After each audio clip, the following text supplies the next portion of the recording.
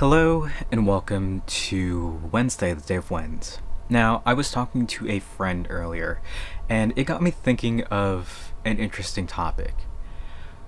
Uh, Not even like, oh gosh, how do I even explain this? Uh, just like a gray whale. Now, you know when it comes to white whales in um okay. When it comes to white whales in just pop culture, I think everybody goes to Moby Dick, and let me just like look that up real quick. If I search white whale, what the actual definition is. So white whale is not okay. It's just a beluga whale.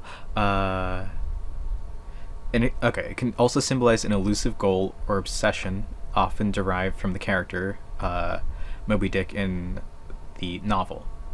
Uh, Obsessive pursuit or goal that's difficult to achieve, challenging ambition such as a significant project or personal goal. So when I think of a white whale, I think of when it comes to like owning something, right? My white whale for a long time was owning a certain two certain albums, right? Two releases on vinyl record, or it could be owning anything really, right? A certain piece of technology. Like I got the PS Vita, and that was kind of like, oh, I wanted this for years and years, and I finally got it.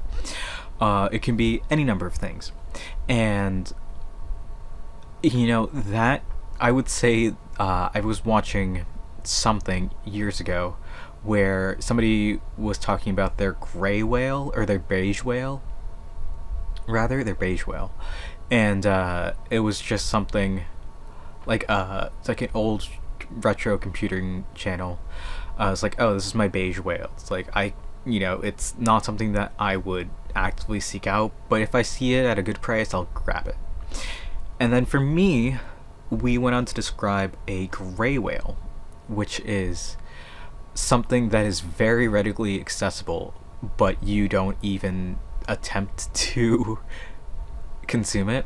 I was so with this friend, they wanted to like their quote unquote gray whale was a certain movie by Akira Kurosawa, who is a famous Japanese director, and it was one of his films that is easily available. It's on streaming. You can just get the DVD for relatively cheap, but it's on streaming on a streaming service he has, so he could just watch it anytime. But for whatever reason, he didn't. And that's a very similar case with me, where it's just, oh, I have this film or whatever, or even like music or whatever, just cemented in pop culture for me that I feel like I need to and have to see to consume to be knowledgeable. And I've wanted to do it for so long and over again, but it's just a case of why even bother, right? You look at some of the greatest music albums of all time, and you're like, oh, I should probably give this a listen, or like look into, I don't know, maybe Alanis Morissette's Jagged Little Pill or something like that. And it's just, oh, you hear some wonderful things about Michael Jackson records, the Beatles or whatever, and just keep going with that. It's just, you never really give them a shot, and eventually that builds up to, oh, I can like maybe when I have a proper way to consume such media, like seeing a concert for an artist or something, right? I hear all about Taylor Swift, who just announced the new album. Don't really consume her music, but if I got the opportunity to go to a concert on the cheap, I definitely would. Things like that, right? So his gray whale was Ikaru, I believe the film was called, and he got the opportunity to see it in theaters, a 4K restoration, and it was everything he wanted. It built up to this moment, and that was really cool for him to see. But it's also a case of, oh, I like these gray whales are just one of the big examples I thought of when we were talking was how you drive past this place to work every day, or you drive past wherever when you're like out and about, and you just see this place that's always on the side of the road that's like, oh, this is an interesting restaurant or store that I've always wanted to go to, but I've never gotten a chance to. and you need to make that conscious decision to actually go to.